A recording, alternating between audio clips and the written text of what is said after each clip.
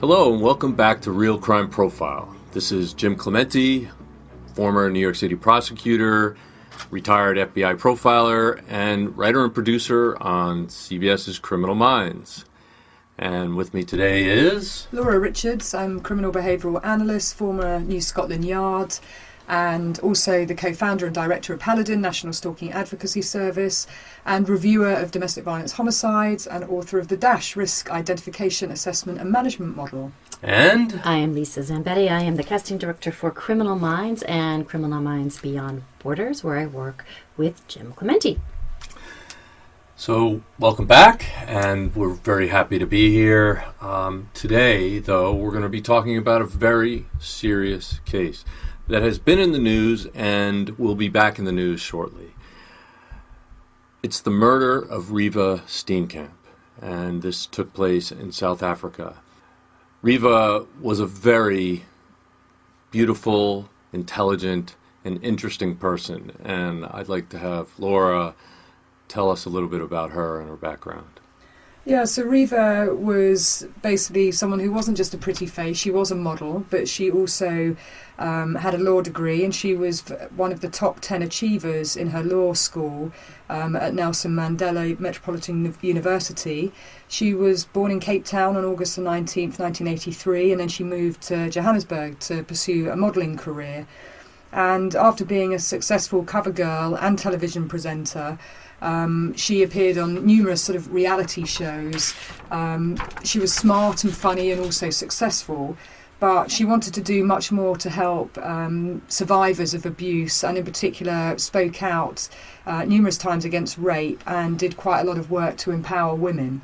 So it was somewhat of an irony that on February the 10th, 2013, she actually tweeted, "I woke up in a happy, safe home this morning. Not everyone did."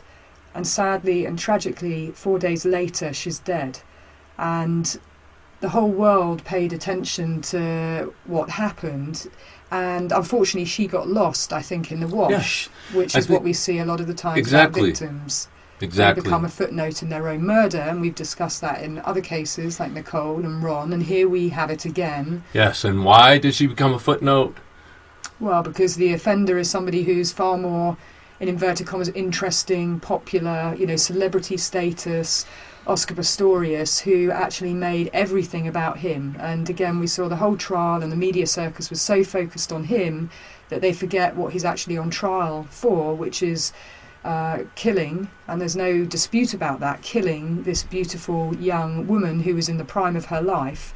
And it all came down to, obviously, at the trial, was it premeditated or not? Was it an intentional act or not? So we're going to get into that, because there's a whole lot of information that Jim and I have, again, both having independently assessed and analysed the crime scene on its own, but also I was particularly interested in the context of their relationship, not just his relationship with Reeva, but what about the other girlfriends who could provide insight about how he behaved to them and who he was and how he viewed girls and women and significant women in his life, and also other people who had things to say, those from a position of knowledge from the inside, as it were, talking about the type of person that Oscar Pistorius was and the type of person that Reeva Steenkamp was. Right, and if you've listened to our previous episodes of Real Crime Profile, you'll know that we like to give a voice to the victim.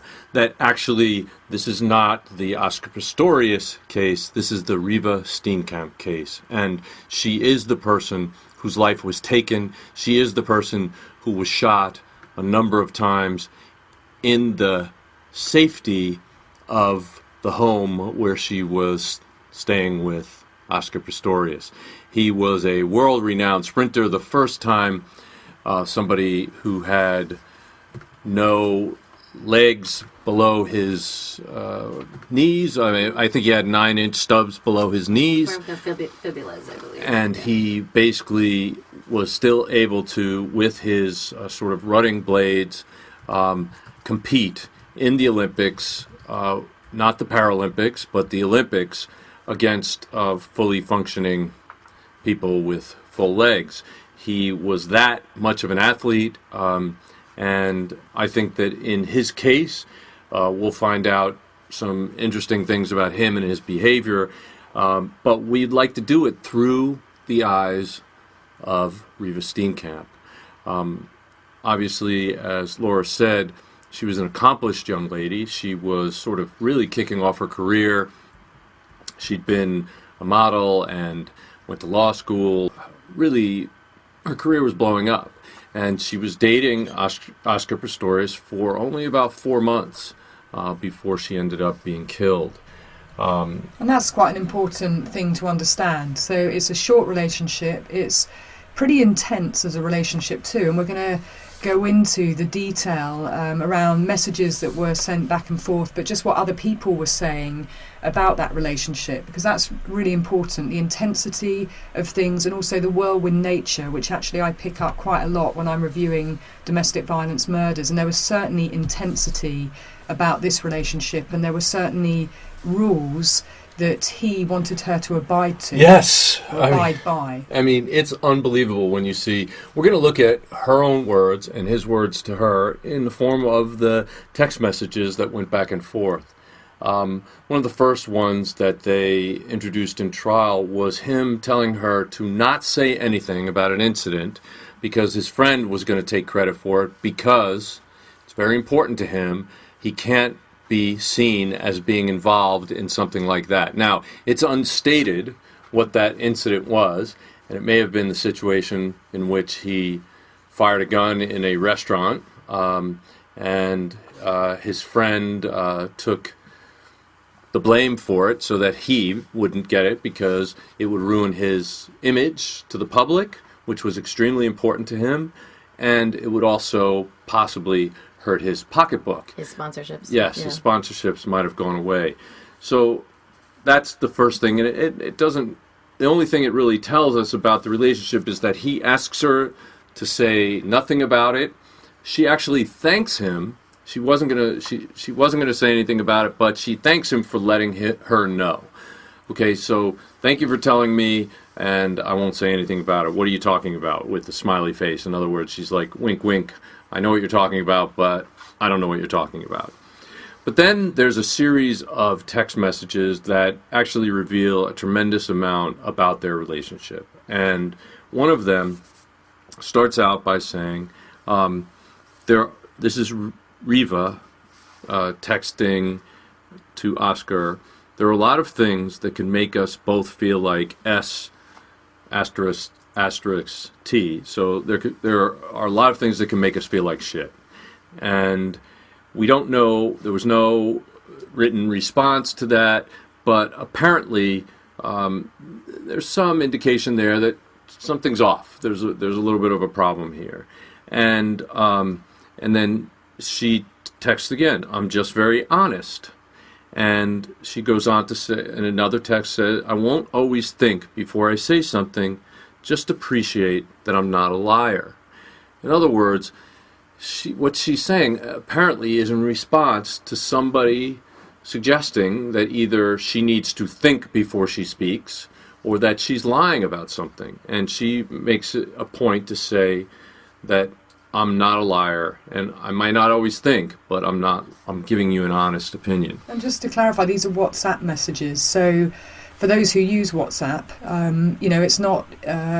it's not like a text message where you're, back and forth. Sometimes people will write a line and then they'll write something else immediately underneath it on a separate WhatsApp and then something else underneath it. So it's not necessarily waiting for a reply. It's just separate messages being sent in quick succession. Right. And so Oscar writes back to Reeva, I know it was just when you got back from Tropica, you made it sound like you had only smoked weed once. And then last night, that came out. I don't know how many times you took, or if you took other things, or, and this is the most important line here, I think, what you did when you were on them. So he's talking about her, apparently at some instance, revealing something about having taken drugs. And he had said that, well, before that, you told me you only smoked pot one time. But now I'm finding about these other things. And I want to know what's going on in my mind is what you did when you were on them. In other words, he is like this is the first indication of real control. Although he did tell her, don't talk about this other thing. That's a little bit of an indication of trying to control what she says and does. But this is real. What did you do when you were on them? Why is this important to him? So some time in the past, she took a drug, and now he's concerned what kind of behavior she exhibited while she was on those drugs. And I think as we go deeper, I think we'll see a little more what kind of behavior he's suggesting she might have done. So she writes back, I'm sorry if I upset you. It wasn't my intention. He writes back, I do appreciate it. In other words, he appreciates her apology. And then he said, could never be with someone that was, and then it stops. It doesn't say anything after that. And what was that word? That was a drug addict. That was something else. I think what he's saying is, that if it was her intention to upset him, then he couldn't be with someone who was that minded. So, and then she says, well, me neither, as in they're both acknowledging they're not in it to upset each other on, a conscious level. Right. And then, but later, when you skip down to 2 messages, it says, Reeva says, I wasn't a stripper or a hoe. So I think that might be a reference back to that, that he was suggesting that, and maybe he suggests by not saying the word, but, what did you do when you were on drugs? Well, I wasn't a stripper or a hoe, okay? So I just think that she wouldn't have made those statements unless there was some suggestion of that. There's also something in between where she says, it's like I see rabbit things in your house, and when you go places, you take pictures of them everywhere. For me, I'm thinking, who do you have that connection with? Because she obviously doesn't share this connection with rabbits. I'm thinking that he had a former girlfriend who was into rabbits. She gave him things. He had them hanging around his apartment, and he still likes taking pictures of them.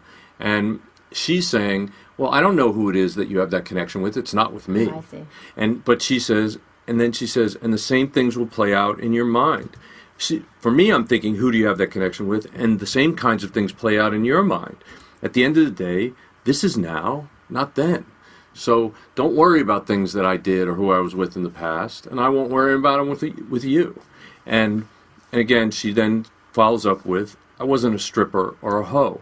So she's trying to set those ground rules. Like, don't go there with me. Don't tell me you think that's what I was doing. And she goes on to say, I certainly have never been a prude, and I've had fun, but all innocent and without harmful repercussions. In other words, she was sexually active before. She wasn't a prude, but she was no hoe. She was not a prostitute or a stripper. And she's a legitimate woman, and she will go on to say more about that later. It kind of just angers me listening to this conversation, as if with women there's only one, 2 parts of the spectrum. You're either one thing, you're impure, you're a stripper, and you're, all these negative words, and then on the other end, you're a prude, and Madonna whore. Yeah, and it's just said in such a negative way each time. And this, for me, with Reeva, isn't her setting boundaries. This is her on the back foot, having to defend who she is. And at a very early stage, there's indications that he's accusing her of being things and doing things that are not within his rule set, that he doesn't see as being good behaviour, in inverted commas, for a girlfriend. So you're really seeing this kind of entitlement and rule setting and a double standard, and that's what she's hinting at. Whatever this rabbit thing is, she's saying there's a double standard here. And she will go forward and be much more explicit about it in this. She sits down and writes a long message to him, and she says she's not 100% sure why she's even doing this, but she wants to get this out. So she said, today was one of my best friend's engagements, and I wanted to stay longer, and I was enjoying myself, but it's over now. So her wants, what she wanted to do, apparently was not followed. And she says, you have picked on me incessantly since you got back from Cape Town. Now, you have picked on me incessantly. So you're talking about a pattern of behavior. Not you picked on me once, but you've picked on me incessantly. It's been going on since you came back. I don't know what that time period was, but it's some time period, and that's important. I understand you're sick, but it's nasty. What you're doing to me is nasty. So basically, the fact that he came home sick means in his mind he's allowed to treat her badly, and that she's stating that's not good. Well, it's a classic sympathy factor that we see, in cases that he's garnering the sympathy, and that can be transferred, back to justify why he's being and doing what he is. But saying picked on me incessantly is certainly a euphemism. Right. The undermining that would be there for her to actually say this and type this very long text message, WhatsApp message out, speaks volumes. Yes. So yesterday wasn't nice for either of us, but we managed to pull through and communicate well enough to show our care for each other is greater than the drama that attacked us. And when she says that attacked us, drama that attacked us, it's very passive. It's not pointing the blame at him. It's saying some drama, some entity from outside came and attacked us. When in fact, I think the rest of this tells us it wasn't something from the outside. That's because she's managing his behaviour. Yes. So she's trying to manage him the whole time. So that he doesn't blow up. Yeah, exactly. Not to become inflammatory. Right. And here's the clue, the major clue. I was not flirting with anybody today. I feel sick that you suggested that and that you made a scene at the table and made us leave early. I'm terribly disappointed in how the day ended and how you left me. We are living in a double standard relationship where you can be mad about how I deal with stuff when you are very quick to act cold and offish when you're unhappy. So there you have it.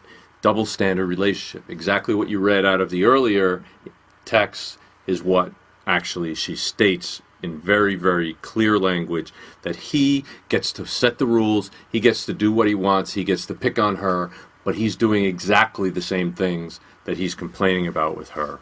And this is an indication of control. She goes on to say, every 5 seconds I hear about you dated another chick. And I'm sure, although she doesn't have inverted commas around it, that's his word, not hers. And he probably says, oh, I went out with this one chick who did this, or that one chick that did that. She's hearing about it over and over and over again. But she follows up by saying, you really have dated a lot of people, yet you get upset if I mention one, all in caps, funny story with a long-term boyfriend. In other words, I've had a long-term boyfriend. I've lived in a relationship with that person. There's going to be things that come up. I mention one funny story about that, and you go ballistic when you're always talking to me about people that you dated. Double standard, control. This is a theme that we're going to see more and more and more of. I also wonder if when she referenced strippers and hoes, that's not something that I feel like a woman would normally say. I mean, is that something she's hearing out of his mouth, just like chicks? I really believe that he must have at the very least implied that, if not actually used those words with her. And here's another thing that I see direct parallels to the Nicole Brown case. I do everything to make you happy and to not say anything to rock the boat. I mean, tell me that doesn't indicate that there's been a long history in these 4 months. There's been a long history of if I say or do anything, you blame it on me. So I'm trying to walk on eggshells so as not to rock the boat so we can live happily together. It sounds like this is an incredibly controlling person. He said, you do everything to throw tantrums in front of people. In other words, you'll see later when she talks about how he was so upset, and he will say in his own words that he was upset because she did things in front of other people. Told him, change the song on the radio in front of other people. That really upset him. Yet, he apparently has a history of getting upset in front of other people, throwing tantrums, and that's embarrassing her. I've been upset by you for 2 days now. So I'm so upset. I'm so upset I left Darren's party early. So upset. Again, with the caps. So upset. I can't get that day back. And here's another line. Very important line. I'm scared of you sometimes. And how you snap at me. And how you react to me. I mean, that's the most important part here. Everything else, it's why we changed the law on coercive control, because of this sense when someone's being micromanaged or someone's using their moods or other people around them to control the other person's reaction. But the fact that she says that she's scared, in a healthy relationship, one is not scared by the other.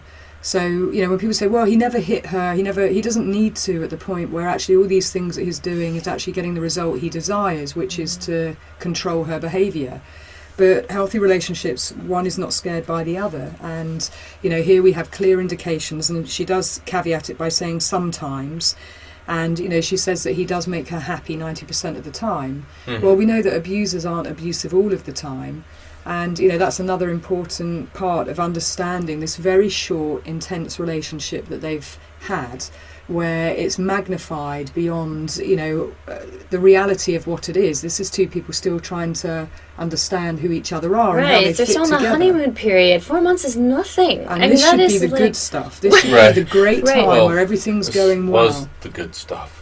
Yeah. But clearly it's not. And no, I know, but what I'm saying, this is the best it was. These are the clear indications, when we talk about or talk with victims or clients where they're not sure whether they're being abused, the context is, in this first 6 to 8 months to a year, it is the honeymoon. This is where everything is good. So if you're having these kind of problems around intensity and one controlling the other at this very early stage, these are clear warning signs that things are not good. This is a union that's going to be, some might describe it as volatile in inverted commas.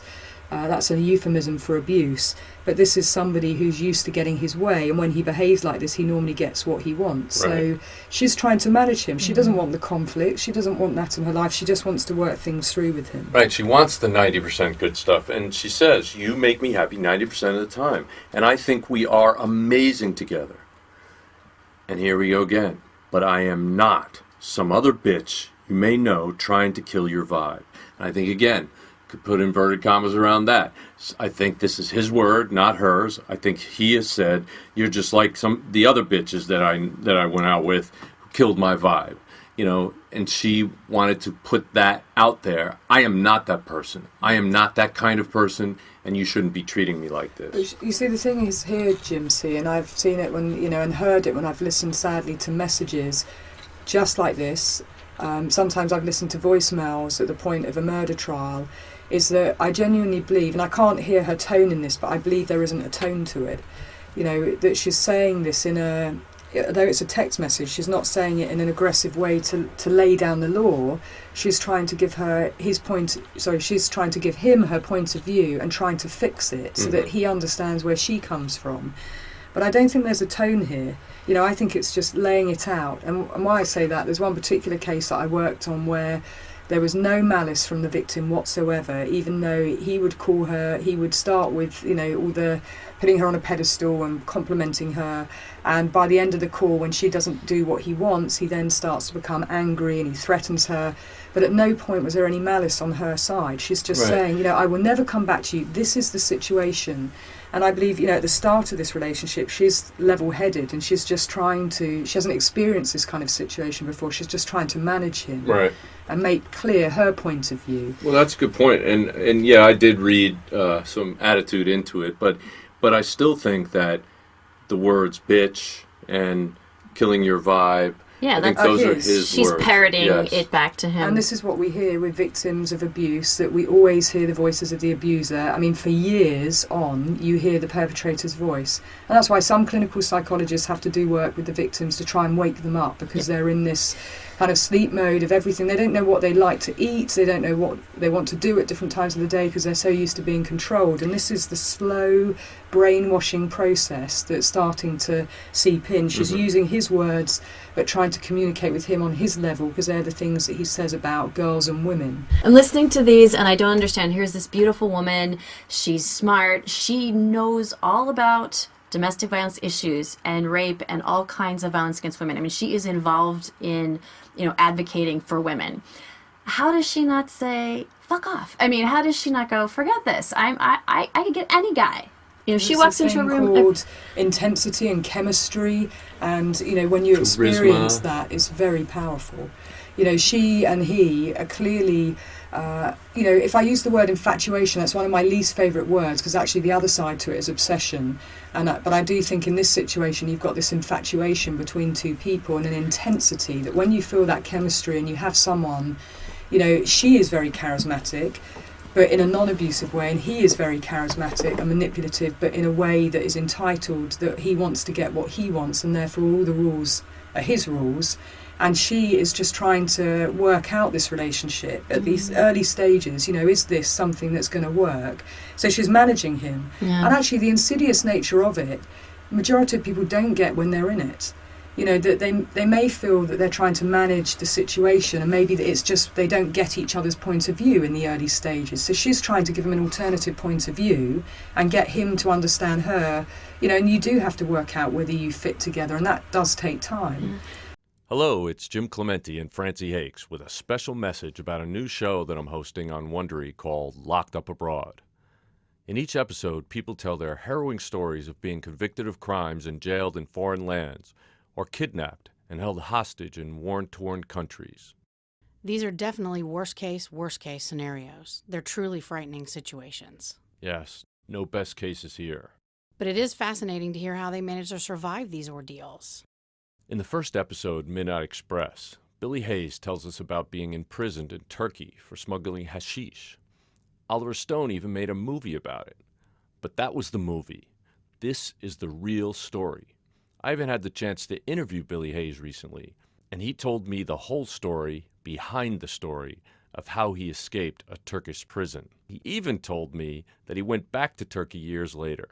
You have to hear his story to believe it. And now, in his own words, here is Billy Hayes. But at which point do you press the buzzer and actually say, no, I'm out of this? Do you do it so early on, which some people, particularly when they've experienced abuse, will do it very quickly thereafter, and other people might not. They may continue to get that, that heady feeling when they're with someone, the person who, is a mover and a shaker and exciting and fun to be with. And by all means, he was someone who was exciting and fun to be with. Yeah. Well, I just want to insert this real quick because I know American audiences don't know Oscar Pistorius as well as they know O.J. Simpson. So when we talked about O.J.'s charisma, a lot of us probably knew what that meant. I mean, as far as Oscar goes, he was just this symbol of inspiration, and he was on Time Magazine's list of 100 most influential people, and a lot of people looked up to him because of him overcoming, serious disabilities in order to become a champion. So, I'm sure that takes a lot to be able to do that. Yeah, his psychology and his psychopathology was, that he basically achieved extraordinary things against all odds. And, being born without, he was born without fibula, which meant that both of his legs were amputated below the knee. And, it was assumed that he probably wouldn't be able to do anything in his life. But his mother basically had a sort of a rule that your brother puts on his shoes and now you put your legs on. And any time that he heard no, or that he was disabled, he turned that into a positive and a yes. And, he did extraordinary things, not just in the Paralympics, but also in the Olympics, and he's the first person who was nicknamed the Blade Runner. So this is absolutely somebody who would turn a no into a yes repeatedly through his life, achieved extraordinary things, and would never take no for an answer. And he's incredibly handsome. Looking at pictures of him right handsome, now. He's athletic, he's accomplished, he's driven, and all those things are attractive to Reeva, and they should be. Yes. So we can't blame her for being in this. She just didn't see it. She has a good mind. She has a good heart. She has a good soul. She does not see ugly in other people. She's looking for the good in other people. And clearly the fact that she sat down and went through all this with him means that she really had hope that it could all work out. 90% of the time, it's just the 10% that's bad. But he was a huge celebrity, in South Africa, and he was nicknamed Blade Runner. But, he turned into not just being the athlete, but was a well-known, the person that took the nose to a yes, was having, huge endorsements from Nike, Oakley, got the tables in the restaurants and was treated with a celebrity lifestyle. And for her, upcoming and, she's, busting some things in terms of, getting out on the circuit. And, of course, she's super smart as well. That this chance union between them is incredibly exciting, I think, for both of them. You know, he was equally smitten with her. So, you know, you have to put it back in its context that sometimes you get a spark between two people, and that chemistry, you know, you can bottle it. It doesn't necessarily mean, you know, and sell it for a lot of money, but it doesn't necessarily mean to say that it's a healthy spark. And when you have that chemistry, and particularly the sexual chemistry, it's not always so overpowering. It is. And people act in different ways, you know, but I think Reeva, from listening to her parents, you know, was somebody who came from a very strong and close family. They hadn't experienced, you know, abuse, and so this was something that she was just trying to manage and work out whether it's something she could stay in. And even in her message, the very long message, you know, you can see that her mind's already thinking about maybe this isn't going to work out. Yes, in fact, that's where she goes. She says, "I am the girl who let go with you, even when I was scared out of my mind too." Now that's debatable whether she means physically scared or just scared to let go. So there's, I'm not willing to say that it was definitely that she was saying that she was scared out of her mind of him, but I think people did try to interpret it that way. I mean, I read it that actually it was more about, you know, the headiness of the relationship that she's quite feeling a bit cautious about.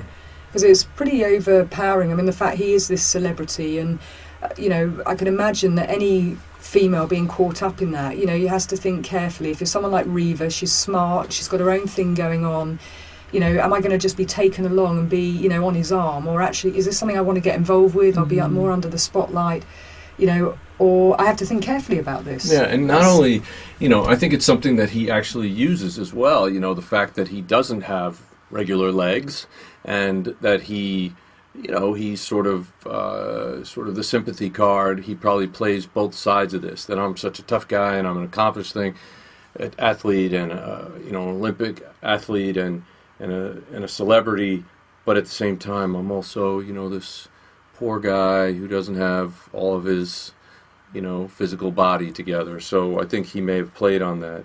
But she said, I'm the girl who fell in love with you and wanted to tell you this weekend, but I'm also the girl that gets sidestepped when you're in a shit mood. When I feel... Well, actually, Jim, that tells us something right there. You know, I'm the girl who fell in love with you. That tells you about intensity. You know, it depends where you come from as to whether you think you can fall in love with someone, you know, within such a short space of time. Some people think there's love at first sight, etc. But do you know each other after 4 months? Clearly not in this case. So that tells us about the intensity and just the whirlwind of her being, you know, probably fearful of being carried along down this track. Yeah, and then she follows it with, "But you sidestep me when you're in a bad mood."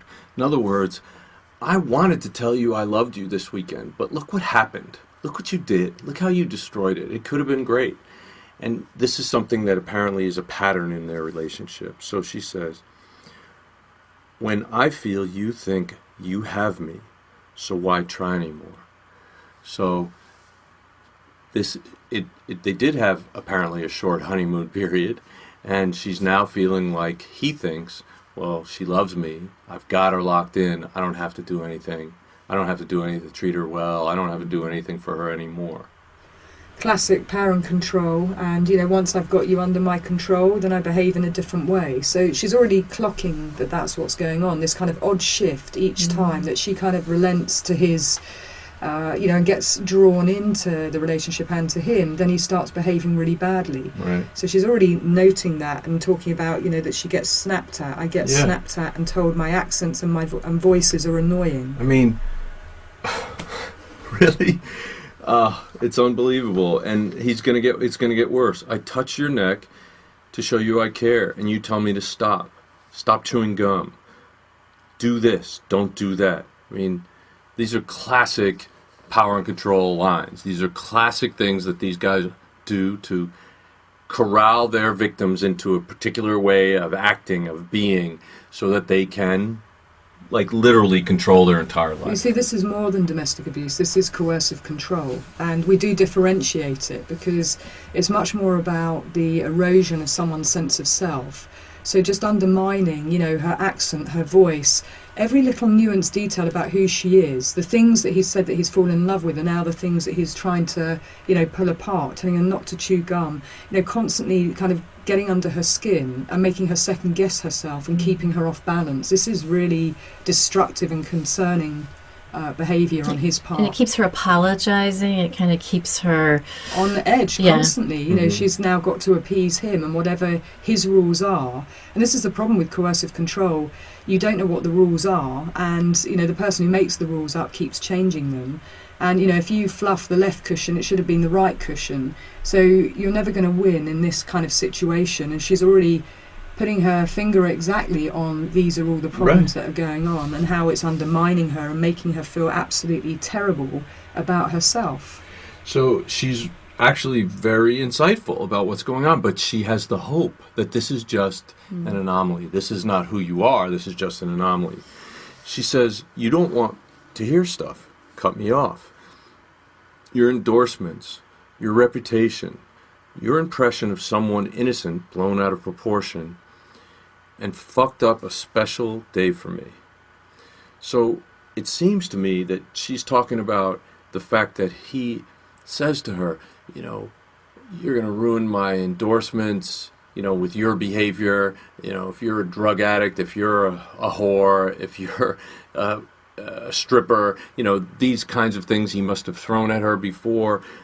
That his that his reputation is incredibly important, but your impression of someone innocent blown out of proportion.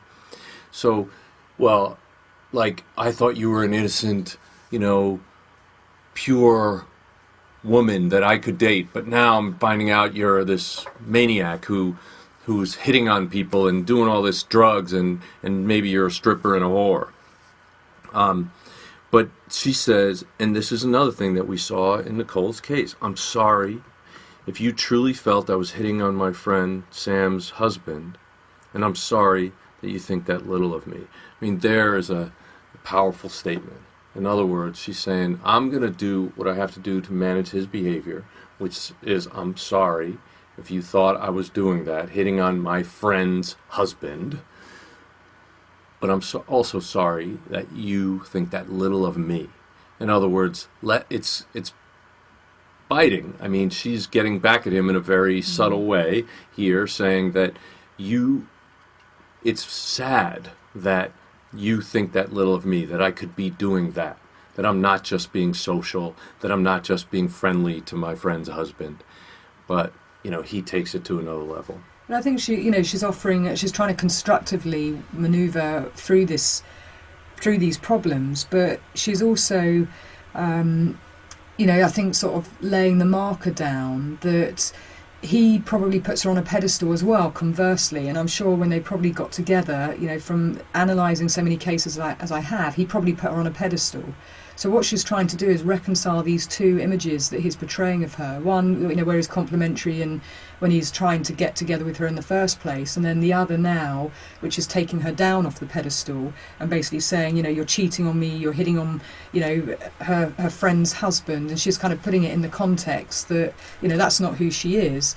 But I think she's probably trying to reconcile these two things that he has, images that he's created of her, the pedestal, this kind of angel-demon scenario, which we see in a lot of, sadly, coercively controlling situations, and dangerous and risky situations. I mean, she goes on to say, from the outside, I think it looks like we're a struggle, and maybe that's what we are. I just want to love and be loved, be happy and make someone so happy, in capitals. Maybe we can't do that for each other, because right now I know you aren't happy, and I certainly am very unhappy and sad. Okay. That's the part, where I think she's very rational in what she's saying, and she clearly sees it for what it is. I don't think she's naive. I don't think this is somebody who doesn't understand what's going on here. I think she absolutely does. But she's trying to see whether there's a way around it. And people do that. They try and see whether they can work it out, whether she can give him a different point of view, her perspective. And if he does say and mean all the things he said originally when they got together, maybe she can rationalize and he can, they can see reason and they can see a pathway through in this relationship. And it gets a response immediately because he sends back a message. Well, we don't know the time frame actually, so I shouldn't say that. But he does say, please let me know when I can call you. Right. And she writes back, I'm here.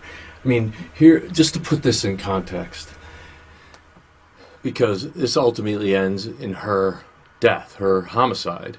And he wants the world to believe that that was an isolated incident born out of fear that somebody might have broken into the house, when everything that we've talked about is a very compressed pattern of behavior that is very similar to what happened in O.J. Simpson, Nicole Simpson case. That it was a pattern of abusive and controlling behavior that ended ultimately in the death of the person that was trying to be controlled, that the offender was trying to control. And I think it's just, if you look at it in isolation, if you look at it without this context, you're looking at this accomplished sprinter who's made, so, he was disabled, but he's not disabled. He's actually enabled, and he's out there winning medals and making, everybody in his country proud and all that. And the world was cheering for this guy. Absolutely. In fact, his phrase was, you're not disabled by the disabilities you have, you are able by the abilities you have. There you go. And people loved him for that. I mean, it was a great line. But, in fact, we have to look deeper than that surface. And so when he writes back to Reeva, he says, I want to talk to you. I want to sort this out. I don't want, right? Narcissistic. Yes, very. I don't want to have anything less than amazing for you and I am sorry for the things I say without thinking. So I said those things because I wasn't thinking, not because I'm a bad person, and for taking offense to some of your actions.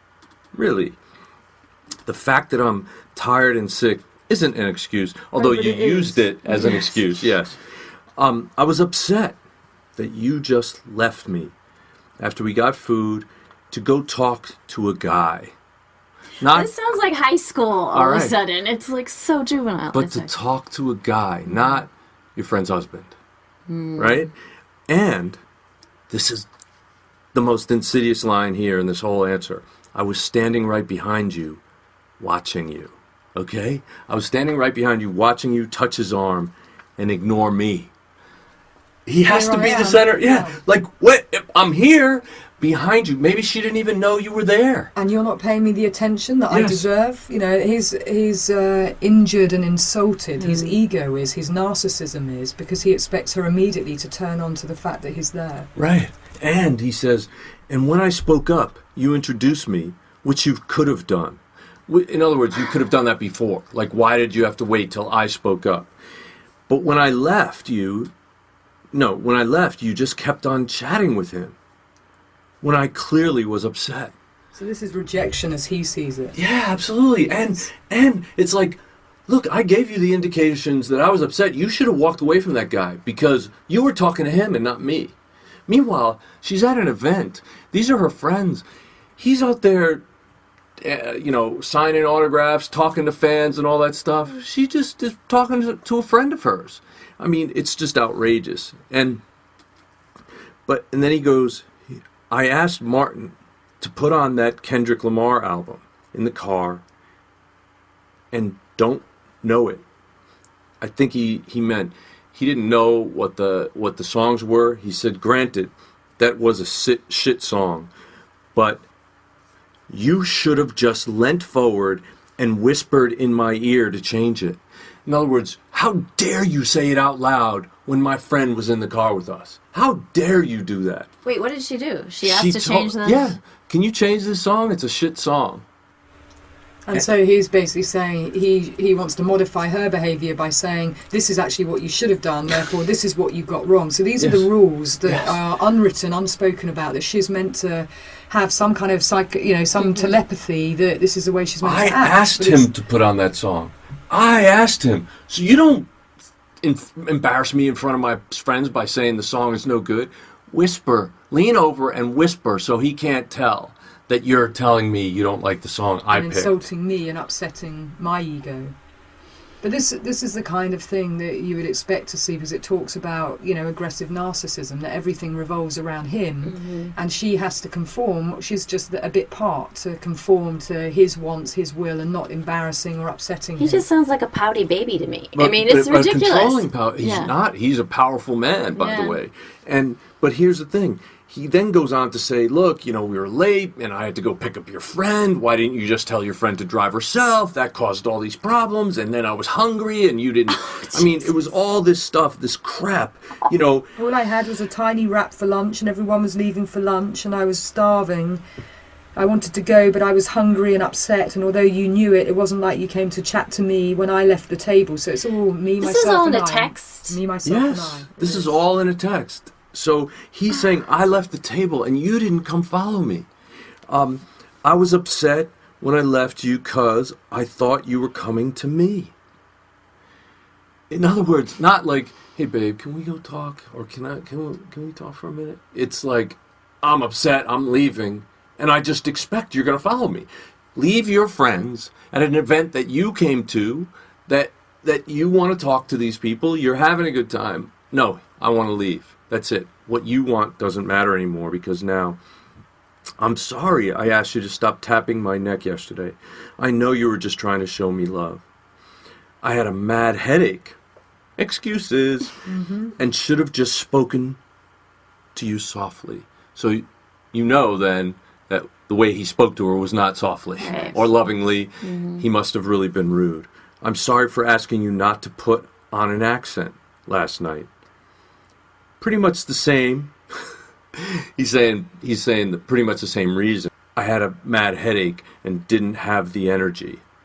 Like, to put up with her using an accent? What accent is he talking about? Well, don't they both have accents? Don't they both? Well, to them. Maybe she was putting on a funny accent, but I mean, my read of it is literally everything she did, said, and everything, it doesn't every matter what it behaviour is, was It's, not. but he's right telling her in how to his speak. eyes. Like, maybe, I mean, in South Africa, I'm sure there are very... different dialects, Yeah, but there are very, professional Posh or and, posh accents, and there are probably things that are more guttery, and, maybe she was doing something that embarrassed him.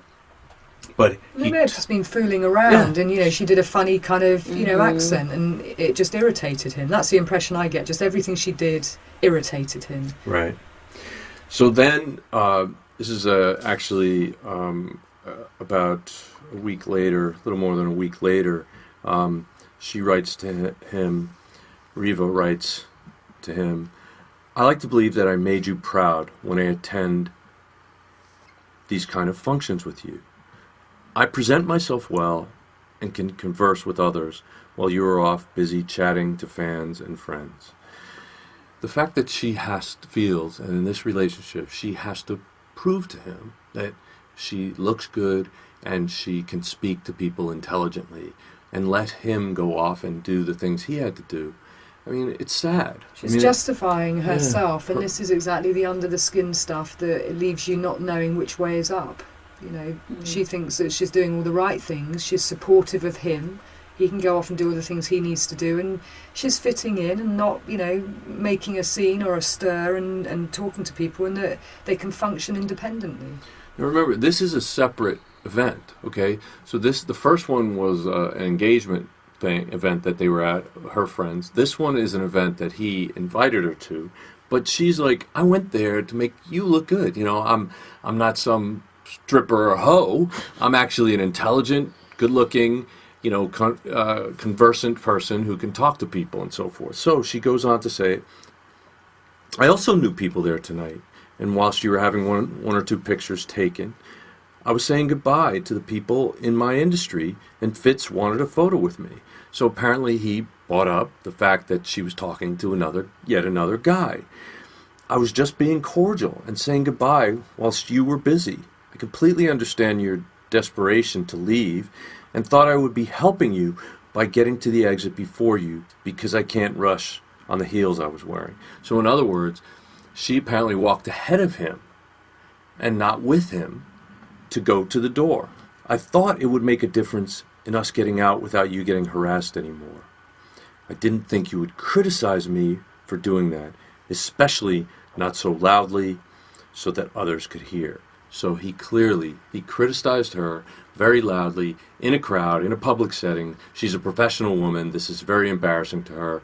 And yet he did all this stuff. I think it's not just embarrassing, I think it's insulting. I think, she feels really under threat and attack, and she just can't do anything right. And, being attacked in front by of friends or fans or whoever, but it's not just embarrassing and humiliating, it's also, this is a person who's meant to love and care for you and meant to be looking out for you, and it completely undermines everything you are about, but also where's this relationship going, where's it heading? Right. And I think you're right what you said earlier, because her next line is, I might joke around and be all tomboyish at times, but I regard myself as a lady, and I didn't feel like one tonight after the way you treated me when we left. I'm a person too.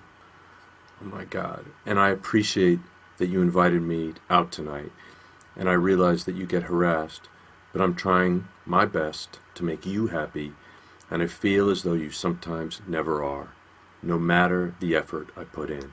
And that's a lot. She said a tremendous amount there. I didn't feel like a lady tonight, the way you treated me.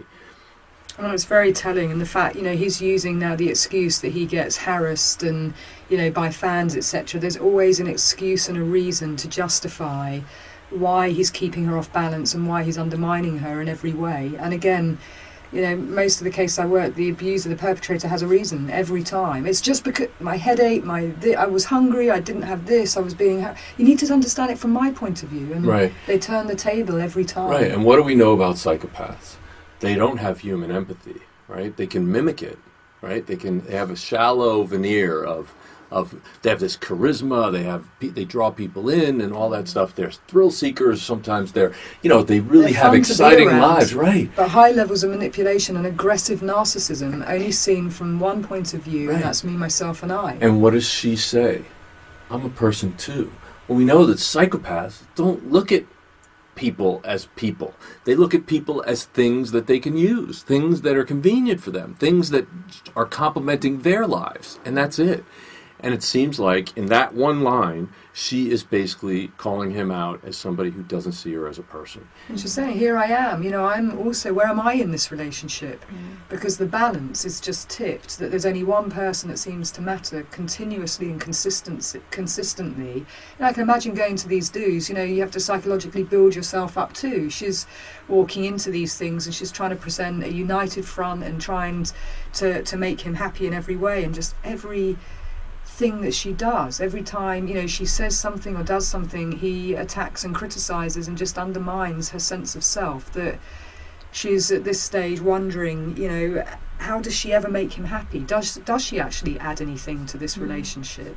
And I think her last line is just even more telling, and really does provide insight on this relationship, where she says, I can't be attacked by outsiders for dating you and be attacked by you, the one person I deserve protection from. It's incredibly insightful and haunting. It's chilling. It is chilling. Absolutely chilling. Because that is the exact defense that he will use in defending himself when he murdered her. He claims that the reason why he shot into the bathroom was because he was afraid for his life and he was trying to protect Reeva, who he thought was still in the bed.